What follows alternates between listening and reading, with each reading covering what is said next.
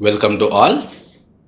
Today, as a part of the course on insolvency and bankruptcy law in India, today we are going to discuss on the topic initiation to CIRP by the corporate debtor. So before that, let us recap what we have discussed previously in the previous classes. Who can initiate CIRP? In case of default, financial creditor, operational creditor and corporate debtor itself, they can initiate the CIRP process. So CIRP process can be initiated by three categories of the persons: financial creditor, operational creditor and corporate debtor itself. Then when you are in the previous classes, we have discussed that when financial creditor is making an application to the adjudicating authority, that is NCLT, under section 7, it can be preferred maybe by any creditor either singularly or jointly. So even joint application is also allowed.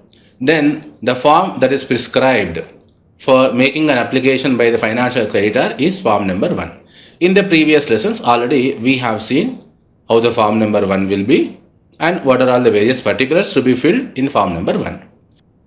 Issues to be considered while making the joint application: whether all creditors joining to file an application should be financial creditors or not. We have discussed that all the applicants must be financial creditors. Whether the debts and defaults due to each creditor should be above the threshold value under section 4. We have discussed that it is not required. So together, if they are able to satisfy the triggering point, that is sufficient. Whether the claim of one of the several creditors joining to file an application is barred by limitation, can such joint application be admitted? We have discussed that yes, it can be admitted. So like this, we have discussed various requirements to be satisfied by the financial creditor when he is making an application under section 7.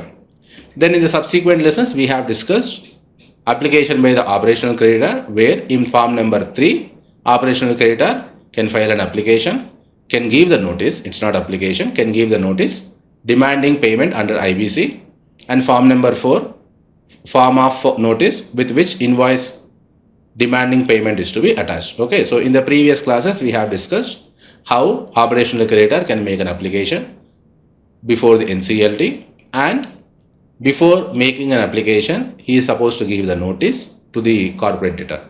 So all these factors, all these things we have discussed in the previous lessons.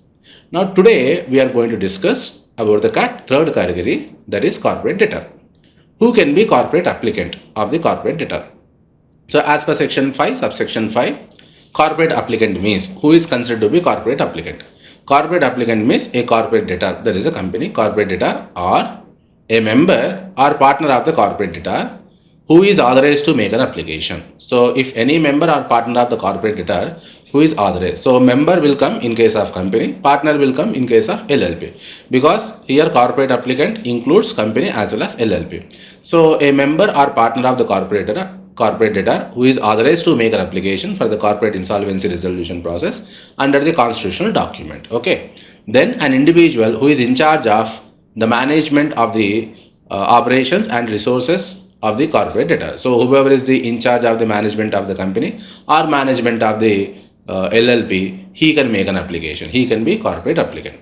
Or else a person who has a control and supervision over the financial affairs of the corporate debtor. So whoever is having control and supervision over the financial affairs of the corporate debtor, they can make an application. So in a simple language, who can be corporate applicant? Corporate debtor or any member or partner of the corporate debtor, and in charge, who is in charge of the corporate debtor, or whoever is having the control and supervision over the corporate affairs, financial affairs of the corporate debtor. These people can be corporate applicant.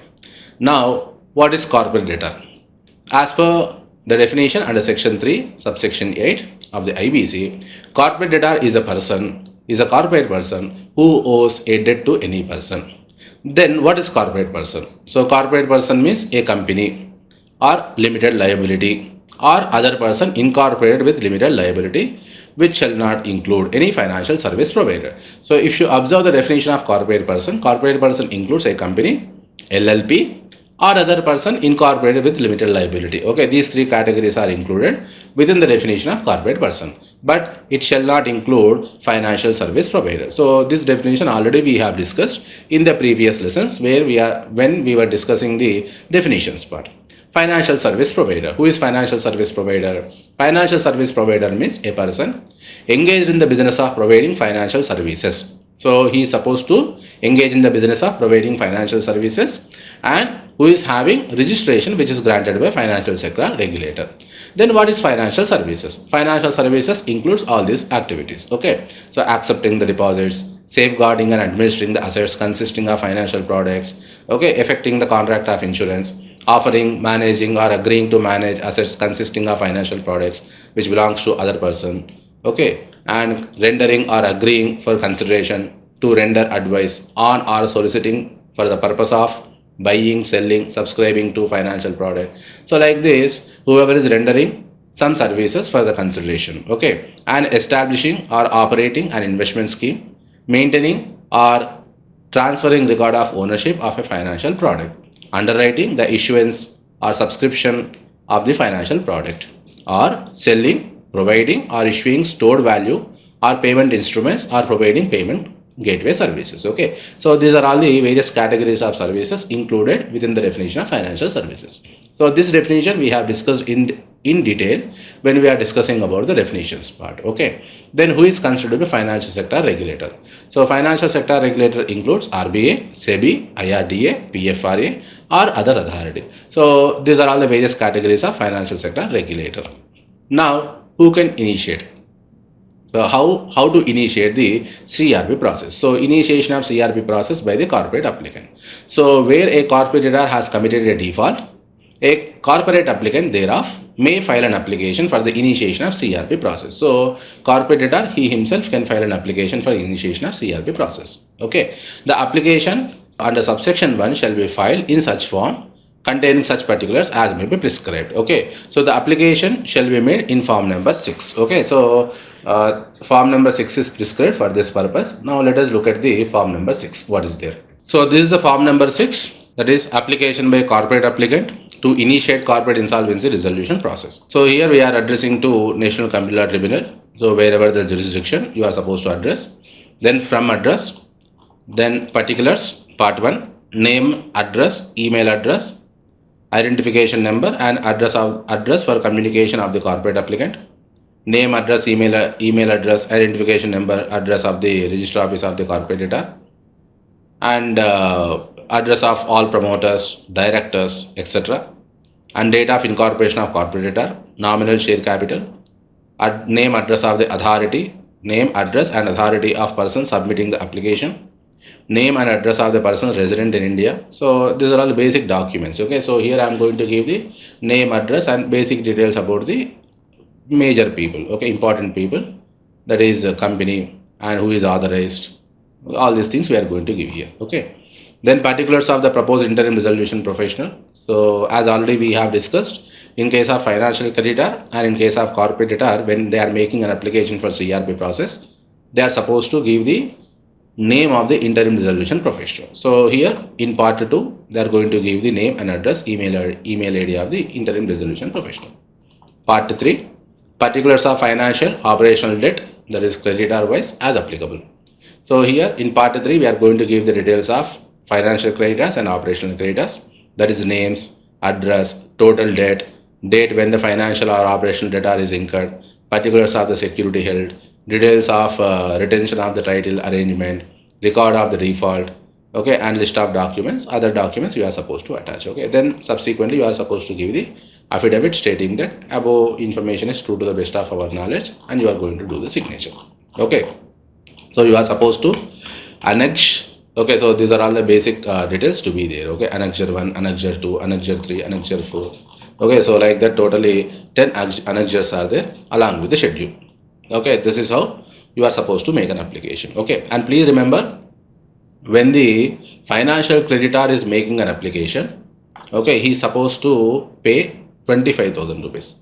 When the operational creditor is making an application, he is supposed to pay 2,000 rupees. When corporate debtor is making an application, 25,000 rupees. So for the operational creditor, the fee prescribed under the rules is minimum. Okay, there is only 2000 rupees. Whereas in case of financial creditor and operational creditor, financial creditor and corporate debtor, the fees is 25,000 rupees. Okay, so this is how you are going to make an application. Let us come back to our discussion. Initiation of CIRP by the corporate applicant. So the application shall be made in form number 6, as already we have discussed, where the corporate debtor has committed a default. A corporate applicant thereof may file an application for initiation of CIRP. This application must be made in form number 6. So what to do in form number 6? So section 10 provides that where the corporate debtor has committed a default, a corporate applicant thereof may file an application for initiation of CIRP. The application under subsection 1 shall be filed in such form containing such particulars as may be prescribed. Already we have discussed. Then subsection 3 provides that the corporate applicant shall, along with the application, he shall furnish the following information. So we are having three details must be given. Okay. So the information relating to its books of accounts and such other documents for such period as may be specified. So you are supposed to give the information relating to books of accounts. Then second document, information relating to resolution professional proposed to be appointed. So as already we have seen, based on form number 6, we can understand that the information relating to resolution professional must be given. Then you are supposed to pass a special resolution. Okay, so whenever if the corporate debtor wants to make an application, he is supposed to pass a special resolution at the general meeting. So the special resolution passed by the shareholder of the corporate debtor or the resolution passed at least 3/4 majority. Okay, so as already we know that special resolution means 3/4 majority. Okay, so this resolution copy must be attached along with the application. Then in the case of Leo Duct Engineers and Consultants Limited versus Canara Bank, it was held that NCLT cannot reject the application on other grounds. So as already we have seen, it is clearly stated if you observe subsection 3. So three things must be satisfied whenever you are making an application to the NCLT. So you have to give the information about the books of accounts. Then you are supposed to give the information about the resolution professional. Then special resolution copy. So if these documents are there, then NCLT cannot reject the application. So it was held by NCLT in the case of Leo Duct Engineers and Consultants Limited versus Canara Bank that NCLT cannot reject the application on other grounds. Then in the case of Unique Green Global Private Limited versus Punjab National Bank, NCLT held that if any action taken under financial creditor under SARFAESI Act 2002, then it cannot be a ground to reject the application. That means already the financial creditor has taken the action against the corporate debtor for the recovery of the amount under the SARFAESI Act. Then that is not a ground to reject the application because here the application is made by the corporate debtor. Okay, so because financial creditor made an application or he has taken the action under the SARFAESI Act, that cannot be ground to reject the application under IBC. Okay, then in Gaja Trustee Company Private Limited versus Haldia Coke and Chemicals Private Limited, in this case NCLT held that shareholders approval at the general meeting is mandatory. So without having the shareholders approval at the general meeting by passing the special resolution, you cannot make an application under section 10 of the Act. Then subsection 4, the adjudicating authority. So once if you satisfy all these conditions, that is 3 conditions. So financial statements must be given, books of accounts must be given, you are supposed to pass the special resolution. Okay, so these 3 conditions, okay, as already we have discussed, 3 conditions must be satisfied. You are supposed to have the interim resolution professional. So name of the interim resolution professional must be given, and you are supposed to pass the special resolution, and you are supposed to give the financial statements. If you are satisfying these 3 conditions, along with these 3 things, if you are making an application to the adjudicating authority, then the adjudicating authority within a period of 14 days. Here also it is 14 days only. Okay, by an order admit the application if it is complete. So if the application is complete, then he shall admit the application or reject the application. If it is incomplete, he shall reject the application. But please remember, before rejecting, generally he is expected to give an opportunity of being heard. Okay, so that means you have to give an option to rectify the mistakes. Okay, if any defects are there, then you should give an opportunity. Okay, so it is provided in the section itself. provided that the adjudicating authority shall, before rejecting an application, give a notice to the applicant to rectify the defects in his application within 7 days. So once the application is made by the corporate debtor, if any defects are there, then the adjudicating authority shall give the notice stating that so and so defects are there, please rectify within 7 days. Okay, so once it is rectified, then he may admit the application. Okay, then the corporate insolvency resolution process shall commence from the date of admission of application under subsection 4. So once the application is admitted under section 10 subsection 4 of the Act, then in such cases, from such date onwards, it is presumed that the corporate insolvency resolution process is commenced. So because as already we have discussed, the commencement date is very, very important. Okay, even in the subsequent lessons also, we are going to discuss how commencement date is very, very important and what is the significance of commencement date. Okay, so let us recap what we have discussed till now, because till here we have discussed initiation of CIRP process. Okay, so till now we have discussed how CIRP process can be initiated by the financial creditor. So as already we have discussed, under section 7 of the IBC, financial creditor can initiate the CIRP process. Okay, then we have discussed, subsequent to that, in the subsequent lessons we have discussed initiation of CIRP by the operational creditor. Okay, then we have discussed initiation of CIRP by the corporate debtor. So with this we have completed how initiation can be taken by, or how CIRP can be initiated by financial creditor, operational creditor and corporate debtor. So with this, once the initiation is completed, once the application is admitted by the NCLT, that is adjudicating authority, the CIRP process is initiated. Then subsequent to that, legal effects will start. Okay, so in the subsequent lessons we are going to discuss how moratorium is going to be affected, what is the process of CIRP process, everything we are going to discuss in the subsequent lessons. Thank you.